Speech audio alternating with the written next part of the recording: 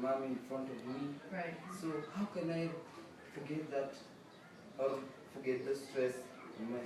Right.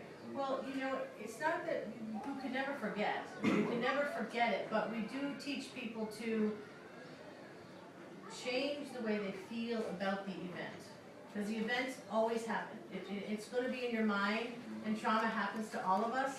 But what we try to do is kind of help people put that event in a filing cabinet in their mind and lock it, so that the feelings that are wrapped around that event don't keep bothering them throughout their whole life. And talk about, if you have a relationship with someone, you can talk about them, and they say, you know, a traumatic event, you have a conversation about them, and then help them understand that you don't have to feel that way. You don't have to feel that much anxiety or that much anger today, because it's over.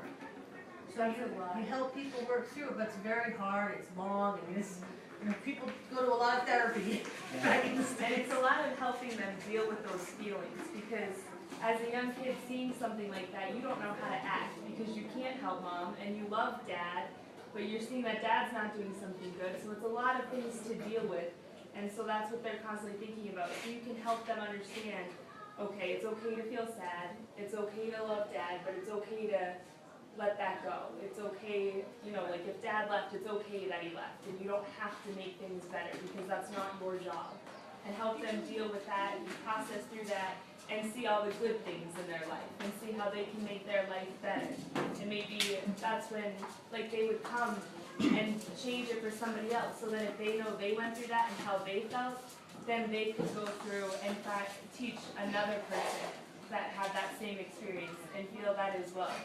I think something else to add is something that really helps is if you can relate to that child. If you see a child who, like, if their mom beats or if their dad beat their mom, if you feel like you're more comfortable with it, like going and taking that child under your wing, because you can relate to that child. And that child, it helps so much to have someone that has been through that same situation before.